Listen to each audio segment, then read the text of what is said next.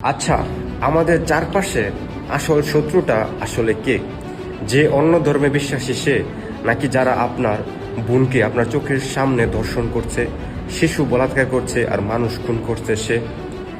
আজকাল সোশ্যাল মিডিয়ায় কিছু মানুষ দেখবেন রাত দিন 24 ঘন্টা হিন্দু, ভারত আর দালাল শব্দগুলো জপ করতে থাকে। যেমন এই মুহূর্তে ফেসবুকে ভাইরাল ট্রেন্ডিং টপিক হচ্ছে গাইবান্ধার পলাশবাড়িতে হওয়া নতুন রাম মন্দির আর রাম মূর্তি।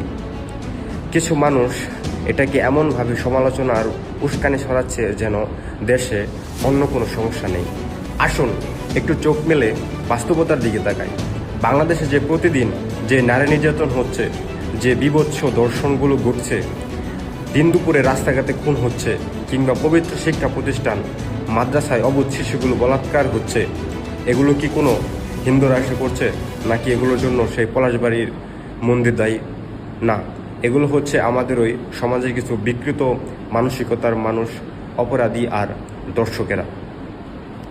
অথচ এই জঘন্য অপরাধের বিরুদ্ধে যখন দেশের সকল মানুষ একত্রিত হয়ে আওয়াজ তোলার কথা, তখন কিছু উগ্রবাদী মানুষ ব্যস্ত আছে একটি মন্দির বা মূর্তি নিয়ে সস্তা রাজনীতি করতে।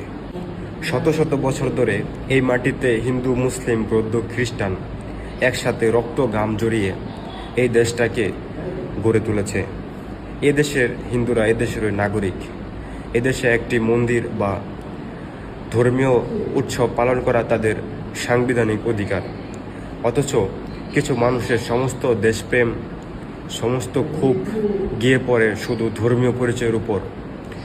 যখন কোনো শিশু নির্যাতন হয় তখন তাদের মুখে কোনো কথা থাকে না।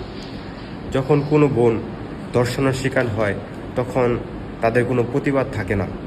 অপরাধীর কোনো ধর্ম হয় না, সে হোক খুনি, হোক ধর্ষক, হোক শিশু নির্যাতনকারী, সে যেই হোক, সে কেবলমাত্র একজন অপরাধী।